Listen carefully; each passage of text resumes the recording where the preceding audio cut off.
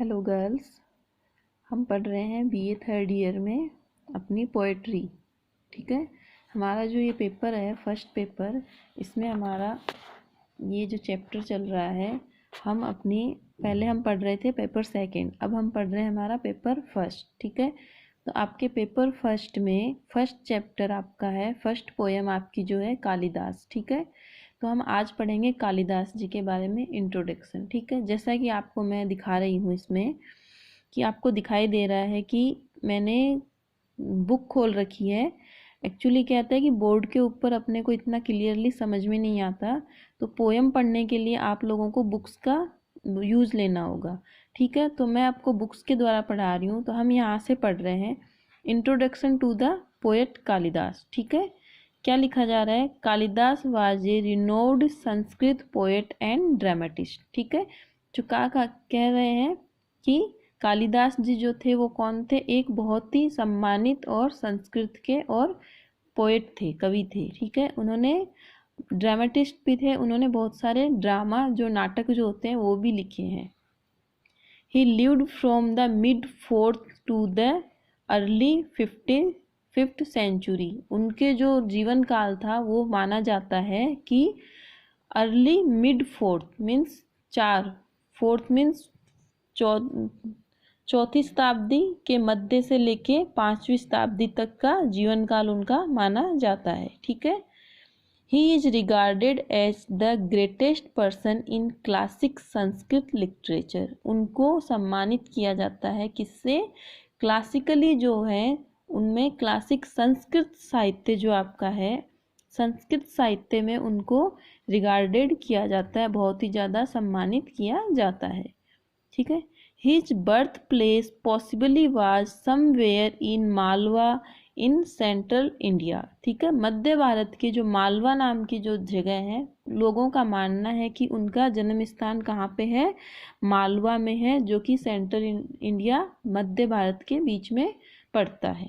Okay, he describe great prize of Ujjaini. लेकिन उन्होंने अपने जो लेखन है उनका, जो वो जो लिखते हैं उसके अंदर सबसे ज़्यादा उन्होंने किस चीज़ की बड़ाई करी है? उन्होंने प्रशंसा करी है उज्जैनी की। उज्जैन जो है, उज्जैनी की उन्होंने सबसे अधिक प्रशंसा करी है। So it is guessed that he was a resident of Ujjaini. तो इसलिए ये माना जाता है, गैस लगाया जाता है, अनुमान लगाया जाता है कि वो उज्जैन के रहने वाले भी थे। ठीक है, लोगों का मानना है, क्योंकि उन्होंने अपनी पोइट्री में ज़्यादातर किस चीज़ का वर्णन किया है? उज्जैन का वर्णन किया है। तो इस चीज़ से ये माना जाता है कि कुछ लोगों का अनुमान है कि वो उज्जैन के रहने वाले थे। The current legends are that he was a court poet of King Vikramaditya of Ujjain, जो कि उज्जैन के जो विक्रमादित्य, महाराजा विक्रमादित्य जो वहाँ के राजा थे, तो उनकी जो सभा थी, उनकी सभा, कोर्ट मीन्स उनकी सभा में वो एक कवि के रूप में हुआ करते थे। Okay, His works show his profound acquaintance about court life. ठीक है, he was a Brahman by caste and was a devout worship of Lord Shiva. कहा जाता है कि वो अपने जन्म जात, जो जात से वो क्या थे? ब्राह्मण थे, और वो भगवान शिव जी के बहुत बड़े ही वो क्या थे? भक्त थे। लॉर्ड शिवा, भगवान शिव जी की वो पूजा किया करते थे। He described vividly the Himalayan seas in his work. उन्होंने अपने कार्यों में, अपने जो लेखन में, उन्होंने अपनी कविताओं में ज़्यादातर कहाँ का वर्णन किया है? हिमालय का उन्होंने ज़्यादातर वर्णन किया है। So it is concluded that he had travelled far and wide throughout the country. इसलिए ये माना जाता है कि उन्होंने बहुत दूर तक घूमा, पूरे भारत देश में, भारत के बाहर ट्रैवल किया, मतलब देश विदेश उन्होंने भ्रमण किया, जगह जगह उन्होंने अपनी यात्राएं की। तथा the name of Kalidas itself mean that he was the servant of goddess Kali. Kalidas नाम जो है वो अपने आप में ही एक ऐसा लगता है कि वो सर्वेंट मीन्स होता है, दास मीन्स होता है सर्वेंट। ठीक है, और काली, महाकाली जो है, दुर्गा माँ जो है, काली का रूप ही है दुर्गा माँ के, वो एक तरीके से भक्त माने जाते हैं, सर्वेंट ऑफ गॉडेस काली। ठीक है, आगे हम पढ़ रहे हैं Kalidas work achieved so much profundity and elegance that they have never been surpassed.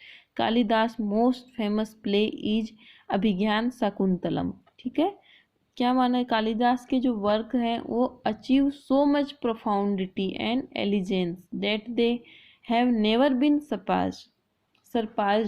जो कालिदास के जो वर्क थे उनके जो वो काफ़ी ख्याति में थे, काफ़ी प्रसिद्ध थे वो, और उनके बहुत ही ज़्यादा फेमस प्ले माने जाते हैं। तो उनके सबसे ज़्यादा फेमस प्ले के अंदर जो आता है वो है उनका अभिज्ञान शाकुंतलम। कौन सा है? अभिज्ञान शाकुंतलम।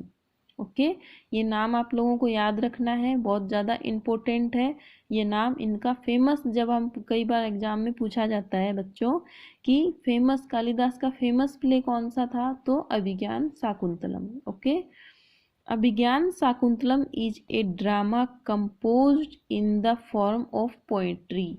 ये एक इनका ड्रामा है, एक नाटक है जो किसमें वर्णित किया गया है? एक पोएट्री के द्वारा इसको वर्णन किया गया है। एक तरीके से नाटक को, प्ले को पोएट्री के द्वारा वर्णन किया गया है, पोएट्री के द्वारा इसको दिखाया गया है।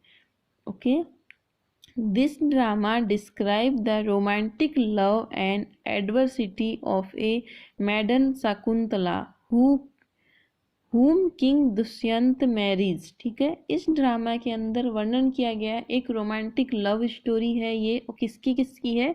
किंग दुष्यंत की और शकुंतला की। ये कहानी जो है किंग दुष्यंत, राजा दुष्यंत जो हुए थे उनकी, और एक राजकुमारी थी शकुंतला, उनके दोनों की रोमांटिक लव स्टोरी इस नाटक के द्वारा दिखाई जाती है कि किस तरीके से उनकी मुलाकात होती है और वो किस तरीके से एक दूसरे से प्रेम करते हैं और उनकी लव स्टोरी किस तरीके से आगे बढ़ती है, वो इस नाटक में एक पोयम के द्वारा दिखाई गई है।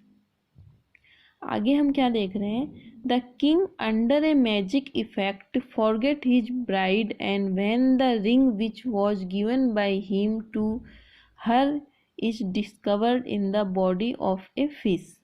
क्या बताया जा रहा है कि जब राजा, king under the magic effects, एक जादू के प्रभाव से जब राजा अपनी याददाश्त खो देता है, अपनी याददाश्त खो देने के बाद में अपनी जो रानी थी, ब्राइड जो थी, उसकी दुल्हन जो थी, वो उसको भूल जाता है।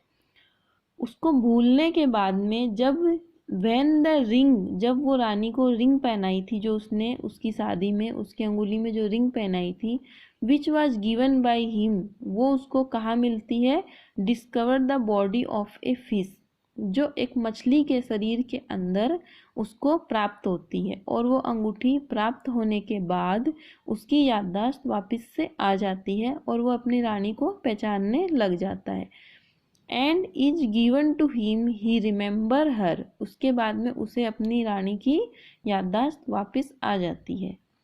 तो Abhijnana Shakuntalam has been stage on the western stage several times. ठीक है, उस टाइम में अभिज्ञान शाकुंतलम जो था वो वेस्टर्न स्टेज के उस टाइम का एक बहुत ही अच्छा प्ले और बहुत ही अच्छा नाटक है, जो कि आज के टाइम में, वेस्टर्न टाइम में, आज के युग में भी स्टेज के ऊपर काफ़ी बार दिखाया जाता है। स्टेज के ऊपर जिस तरीके से रामायण महाभारत के शो होते हैं, वैसे ही अभिज्ञान शाकुंतलम का शो भी होता है।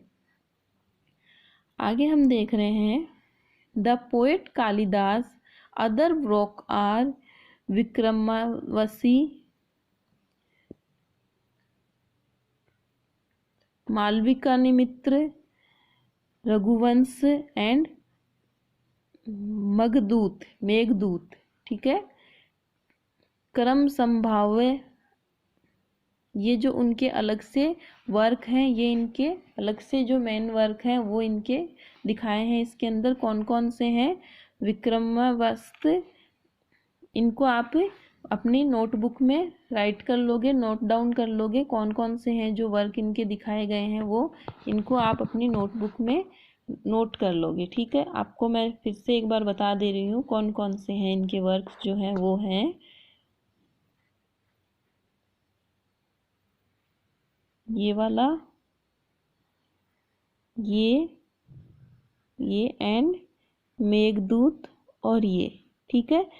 These are also his immortal plays, ये ऐसे नाटक हैं जो कभी भी नष्ट नहीं होंगे, जो कभी भी ख़त्म होने वाले नहीं है। तो हमने इंट्रोडक्शन पढ़ा, हमने इसमें इंट्रोडक्शन में हमने सबसे पहले देखा कि इनका जो जन्म जो है वो 388 से 455 ईस्वी में माना जाता है, ठीक है। शताब्दी 5वीं शताब्दी से 4थी शताब्दी, यहाँ पे है 4थी शताब्दी से 5वीं शताब्दी के प्रारंभ तक जीवित रहे, ठीक है।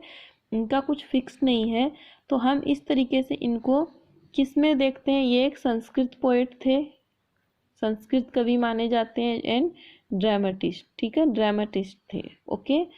आगे हम देखते हैं तो इनका उज्जैन से बहुत ज़्यादा लगाव दिखाया गया है। इन्होंने जो अपनी वर्णन की है, describe great price of Ujjaini, Ujjain के बारे में उन्होंने काफ़ी ज़्यादा वर्णन किया है, ठीक है। किंग विक्रमादित्य, किंग विक्रमादित्य, राजा महाराजा विक्रमादित्य के टाइम के ये राइटर हैं। इनकी लाइफ के बारे में देखते हैं तो ही वाज ए ब्राह्मण, ये कौन थे, ब्राह्मण थे, ठीक है। बाई कास्ट ये क्या थे, ब्राह्मण थे। और इनका जो नाम है वो किस चीज़ से, servant of the goddess Kali Durga, ठीक है। यहाँ तक आप लोगों को समझ में आ गया। फिर इनका जो फेमस नॉवेल है, फेमस प्ले इनका है अभिज्ञान शाकुंतलम, ठीक है, अभिज्ञान शाकुंतलम, ये इनका फेमस नॉवेल है, ठीक है। यहाँ तक आप लोगों को समझ में आ गया होगा अच्छे से। अब हमने यहाँ तक हमने पढ़ लिया, अब हम इनका आगे देखते हैं। इन्होंने जो पोयम लिखी है, पोयम है अपने पास इंट्रोडक्शन टू द पोयम, ठीक है। इनकी पोयम जो है उसमें हम पढ़ेंगे कि इन्होंने अपनी पोयम में किस तरीके से, किस चीज़ के ऊपर इन्होंने पोयम लिखी है। In this stanza of 4 lines, the poet Kalidas questions whatever poetry is always sufficient when it becomes old। क्या कहा जा रहा है कि पहले इन 4 पंक्तियों के इस पद्यांश में, 4 पंक्तियों 4 line of A stanza, stanza होता है पद्यांश जिनमें 4 लाइनें होती है, 4 लाइनों की जो कोई पोयम होती है उसको स्टेंजा कहा जाता है, ठीक है। तो क्या कहा जा रहा है, इन this stanza of 4 line the poet Kalidas questions whatever poetry is always sufficient when it become old. क्या कहा जा रहा है कि 4 पंक्तियों के इस पद्यांश में कभी जो कालिदास है वो क्या कर रहे हैं, एक क्वेश्चन कर रहे हैं, एक प्रश्न कर रहे हैं कि क्या कविता हमेशा सही होती है, कि what ever poetry is always sufficient when it become old, जब वह पुरानी हो जाती है। कह रहे हैं कि कोई भी कविता या कोई भी पोयम है या कोई भी स्टेंजा है जो 4 लाइन का है, क्या वो तब जाके सार्थक और सही होती है जब वो बहुत पुरानी हो चुकी होती है। वो एक सवाल कर रहे हैं। एंड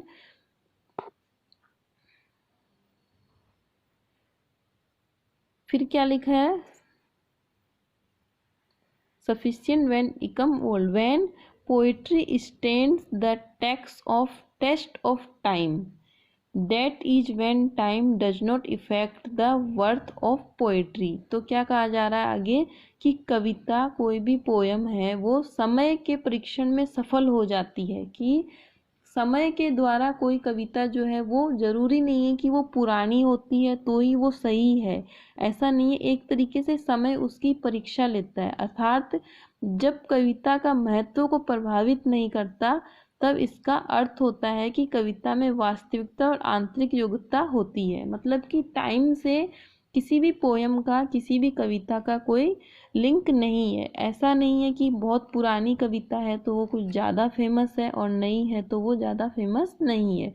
कहने का मतलब है, पहली जो लाइन है, पहली लाइन में पोएट खुद ही सवाल कर रहे हैं और फिर खुद ही उसका आंसर दे रहे हैं, ठीक है। इस तरीके से हम एक्सप्लेनेशन करेंगे, लेकिन अभी हम क्या है उसका अपन इंट्रोडक्शन पढ़ रहे हैं इसमें।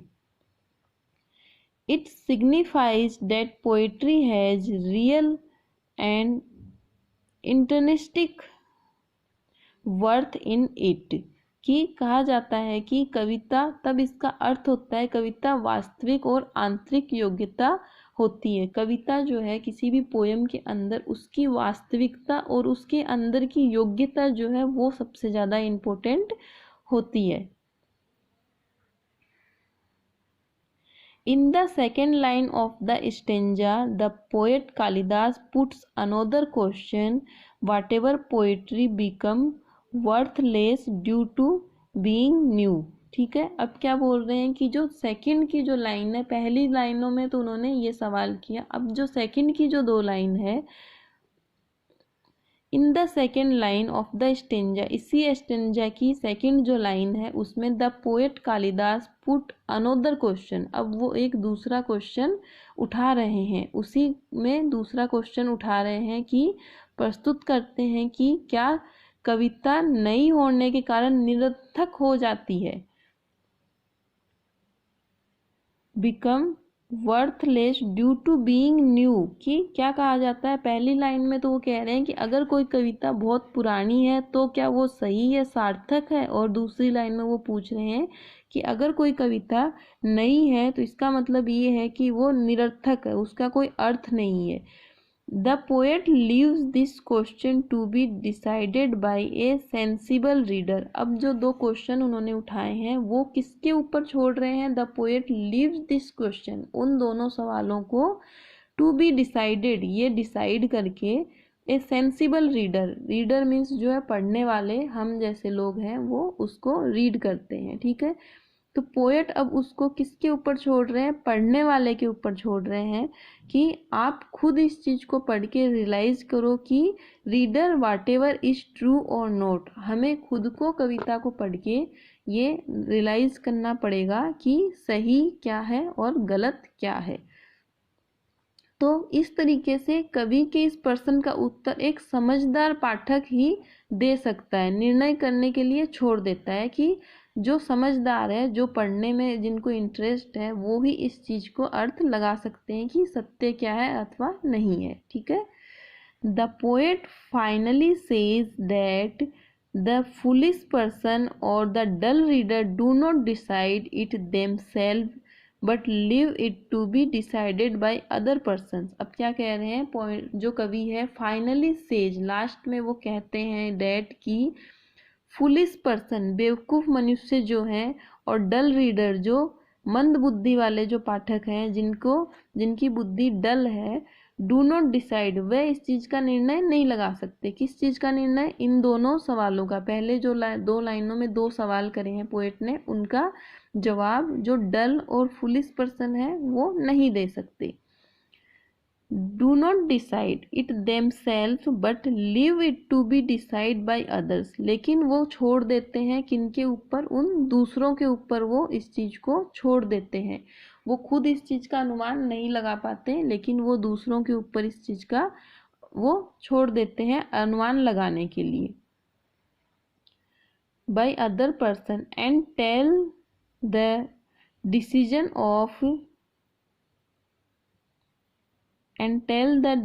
ऑफ टू देम, और उन लोगों को अनुमान निर्णय लेने के लिए वो उनके ऊपर छोड़ देते हैं।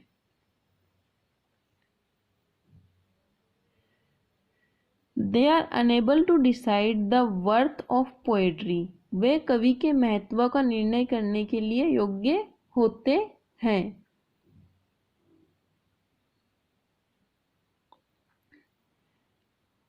And they depend to criticize or other readers to tell them the worth or significance of the poetry, और कविता का महत्व अथवा सार्थकता उनको बतलाने के लिए वे आलोचकों तथा अन्य पाठकों पर निर्भर रहते हैं। जो डल रीडर जो होते हैं, जिनकी बुद्धि कम होती है, जिनको डिसाइड नहीं कर पाते हैं, वो क्या करते हैं, उस चीज़ को दूसरों के ऊपर छोड़ देते हैं, और वो इस चीज़ का अनुमान लगाने के लिए कि वो दूसरे ही आलोचक और अन्य पाठक पर ही निर्भर रहते हैं कि वो ही इस चीज़ का जवाब देंगे। तो इस स्टेंजा के अंदर पोएट ने दो क्वेश्चन किए हैं। दोनों क्वेश्चन में पहला क्वेश्चन तो पोएट का ये है कि is poetry always new by the time और is poetry always old by the time, क्या समय का प्रभाव कविता के ऊपर होता है?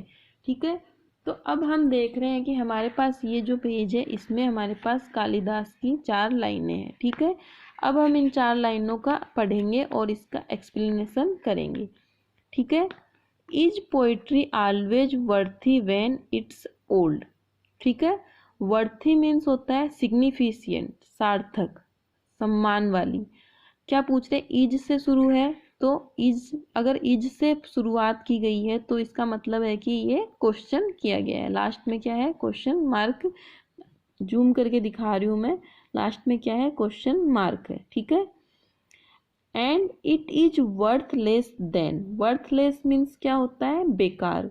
ठीक है, then because it is new, new means नया। और अगर क्या ये पहले सवाल में क्या पोएट्री वर्थी होती है, वर्थलेस का ही ऑपोजिट है वर्थी। वर्थी मीन्स की जिसकी मूल्य लगाया जा सके। तो पूछा जा रहा है कि पोएट्री, अगर पोएट्री नई है तो वह मूल्यवान है, और अगर पोएट्री पुरानी है, अगर पोएट्री पुरानी है तो क्या वो मूल्यवान है, और अगर पोएट्री नई है तो क्या वो वर्थलेस है। ठीक है, ये दोनों चीज आपको इसमें दिखाई दी। आगे क्या है, रीडर, रीडर कौन है, पाठक, पढ़ने वाले, जैसे हम हैं। ठीक है, डिसाइड योर सेल्फ, वो अपने आप में इस चीज को डिसाइड करेंगे। इफ दिस बी ट्रू, क्या ये सच है या गलत है, ये जो दोनों ऊपर की लाइनें हैं ये सही है या गलत है, ये हमें रीडर को खुद को डिसाइड करनी होती है। फूल्स सस्पेंड, फूल्स मीन्स जो बेवकूफ होते हैं, सस्पेंड मीन्स स्थगित करना, पोस्टपेंड करना। जजमेंट, उनका जो निर्णय होता है, बेवकूफ लोगों का जो निर्णय होता है वो रुक जाता है, उनका कोई निर्णय नहीं होता। वेटिंग टू बी टोल्ड, वे अन्य किसी व्यक्ति द्वारा बताए जाने की प्रतीक्षा करते हैं। Waiting to be told means अन्य व्यक्ति के द्वारा बताए जाने की प्रतीक्षा वे करते हैं।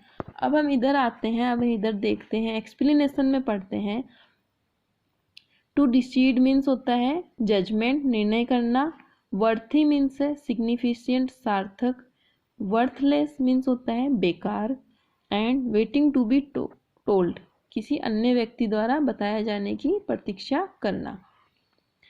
एक्सप्लेनेशन में हम पढ़ रहे हैं, the poet Kalidas puts 2 question in this stanza of 4 lines. इन 4 लाइनों के स्टेंजा में पोएट कालिदास ने क्या किए हैं, 2 लाइनों में तो सवाल किया है और 2 लाइनों में ही उनका जवाब दिया है। Whatever poetry is always worthy when it is old, and whatever poetry is worthless because it is new। तो हमें क्या देख रहे हैं, 4 पंक्तियों के इस पद्यांश में कवि कालिदास 2 प्रश्न प्रस्तुत करते हैं। क्या कविता सदैव सार्थक है जब वह पुरानी हो जाती है, और क्या कविता बेकार होती है क्योंकि वह नवीन है, नई है।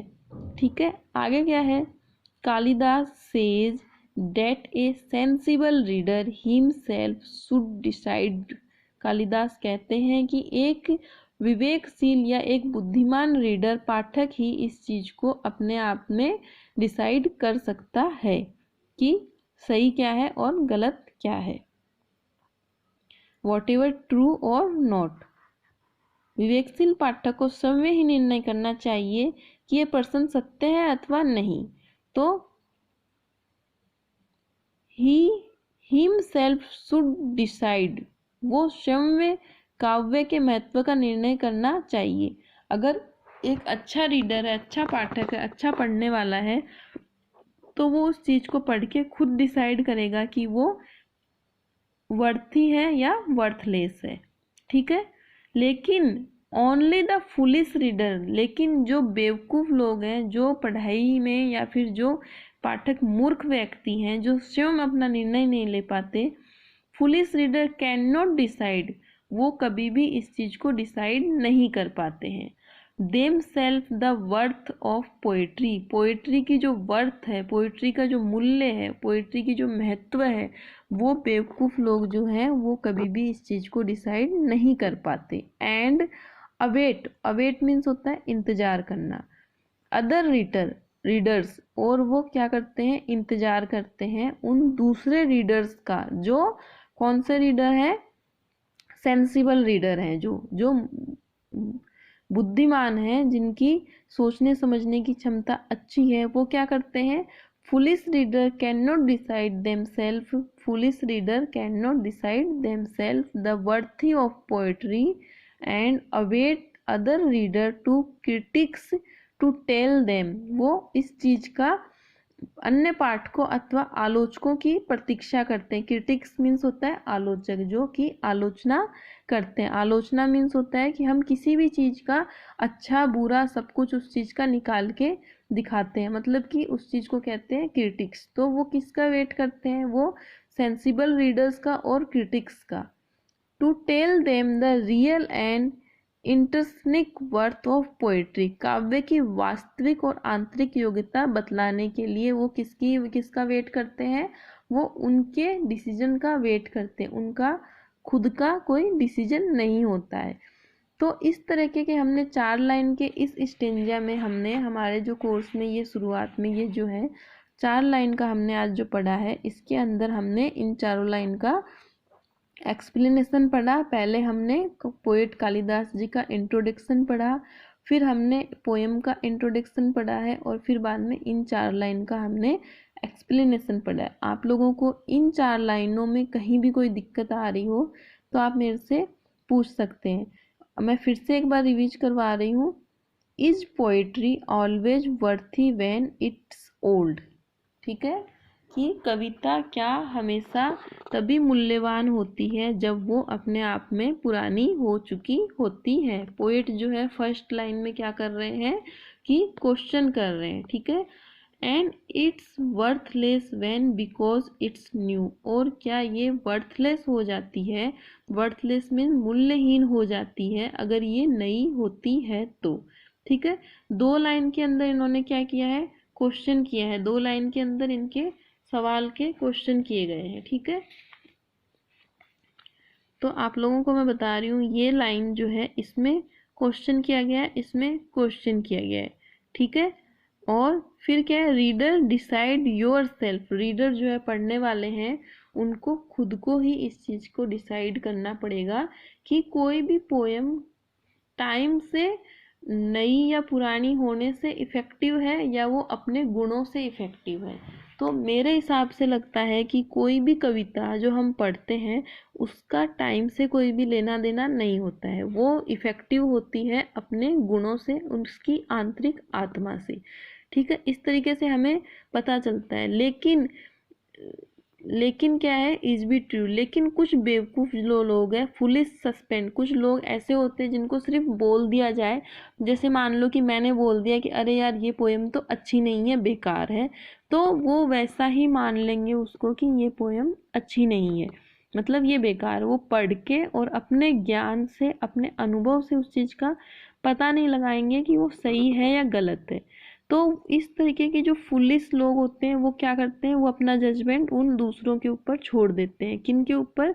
जो क्रिटिसाइज करते हैं और जो उसको बताते हैं, जो उसको पढ़ रहे होते हैं। ठीक है, तो इसमें 2 तरीके के रीडर हो जाते हैं। एक होते हैं सेंसिबल रीडर और दूसरे होते हैं फुलिश रीडर।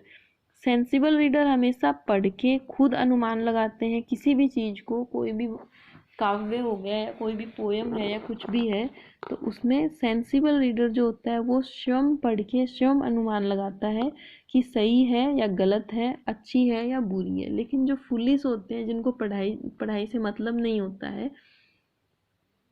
जिनको पढ़ना ही नहीं होता है, वो क्या करते हैं? बस वो दूसरों के अनुमान पे ही आधारित होते हैं। उनको कोई अगर बोल दे कि भाई हाँ अच्छी है तो ठीक है, बुरी है तो ठीक है।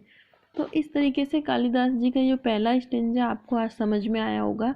इसमें अपनी इस क्लास के अंदर, मैं ये क्लास आप लोगों की पोएम की क्लास है, इसलिए मैं ये क्लास आप लोगों को बाई बुक पढ़ा रही हूँ ताकि आपको अच्छे से लाइन टू लाइन समझ में आए। अगर मैं बोर्ड पे ये पढ़ा रही होती तो आप लोगों को ठीक से समझ में नहीं आती। तो अगर इस वीडियो को देखने के बाद में आप लोग मेरे को फीडबैक देना उसमें ग्रुप में अपने, कि इस तरीके से पढ़ाने में आपको अच्छे से समझ आ रहा है या आपको बोर्ड पे पढ़ा रही थी मैं उस तरीके से पढ़ाने में अच्छे से समझ में आ रहा है। पोएम है इसलिए आपको बुक्स के द्वारा पढ़ाना बहुत ज़्यादा ज़रूरी है। मैं आपको इनकी फ़ोटो क्लिक करके सेंड कर दूंगी और आप लाइन टू लाइन, एक एक लाइन आपको पता होनी चाहिए। जैसे एग्ज़ाम में ये स्टेंजा आ जाता है, ठीक है, इतना स्टेंजा एग्जाम में आ जाता है एक्सप्लेनेशन। तो आपको लाइन के ऊपर फोकस डालना होगा कि ये लाइन कौन से पोइट की आई है। आप अगर इनको गौर से नहीं पढ़ोगे तो आपको ये चीज़ समझ में नहीं आएगी कि ये लाइन कौन सी पोइट की है, कालिदास की है, किसकी है। मान लो ये आ जाता है तो इनमें से आपको कुछ वर्ड ऐसे आते हैं इसके अंदर, जैसे कोई भी वर्ड आता है तो वो आपको मैच करना होता है कि हमने क्या पढ़ा था। तो इसलिए आपको बहुत गौर से ये चीज़ पढ़नी होगी, तभी आपको अच्छे से ये चीज़ समझ में आएगी। ठीक है, जैसे पोइट्री का है और इसके अंदर कुछ वर्ड आ जाते हैं, वर्थलेस है, वर्थी है, रीडर है, फुलिश सस्पेंड है, जजमेंट है। ये कुछ ऐसे वर्ड हैं जो हमें पता चलता है कि ये कौन से पोएट के हैं। ठीक है, तो इस तरीके से मैं आपको आगे कल वाली क्लास में मैं आपको पढ़ाऊंगी भवनभूति। ठीक है, इनकी जो ये 4 लाइनें हैं ये अपन कल वाली क्लास में पढ़ेंगे। उसके बाद में अपन पढ़ेंगे भर्तहरि। ठीक है, भर्तहरि की ये पोएम है आपकी, ये पूरी वाली पोएम जो है। इस तरीके से अब हम पढ़ेंगे पोएम एंड अपने अच्छे से इनके भी आपको उसी तरीके से नोट्स बनाने हैं जैसे आप वो पहले सेकंड पेपर के नोट्स बना रहे थे। आपको उसी तरीके से फर्स्ट पेपर के भी नोट्स बनाने हैं। आपको सेम टू सेम वैसे ही पहले इंट्रोडक्शन करना है, उसके बाद में आपको पोएम का इंट्रोडक्शन करना है। और इसके अंदर जब पोएम अपनी सारी पोएम्स हो जाएंगी, फर्स्ट जो चैप्टर है आपका इसकी, आपके एक बार मैं आपको बुक में इसमें दिखा देती हूँ। ये वाला जो आपका फर्स्ट है आप अपन पढ़ रहे हैं, अपन ये पढ़ रहे हैं following poems from the text and other worlds इंटिल by Anna Kurian foundation book 2005। ठीक है, ये हम पढ़ रहे हैं, ये बाद में पढ़ेंगे हम ऊपर वाले। अभी हम ये पढ़ रहे हैं the poetry always worthy when it's old. ठीक है, ये हम पढ़ रहे हैं। जब हम ये तीनों पढ़ लेंगे, अभी हमने पढ़ा कालिदास। ठीक है, जब हम ये तीनों पढ़ लेंगे तब हम बाद में इसका पूरा एक बड़ा क्वेश्चन बनाएंगे, नोट्स बनाएंगे। फिलहाल आपको सिर्फ पोएट के बारे में, कालिदास के बारे में और पोएम के बारे में इंट्रोडक्शन आपको अपनी नोटबुक में लिखना है। ठीक है, इस तरीके से हम आगे अपनी क्लास कंटिन्यू पढ़ेंगे। और ये जब दोनों राइटर अपने हो जाएंगे उसके बाद में हम पढ़ेंगे आगे का एक क्वेश्चन बनाएंगे, फिर मैं आपको नोट्स बना के बताऊंगी और सारे तीनों पोएम के पॉइंट्स बनाऊंगी और उसके हिसाब से आप अपने नोट्स बनाएंगे। ठीक है, तो आज की क्लास में यही ख़त्म कर रही हूँ। Okay, bye bye.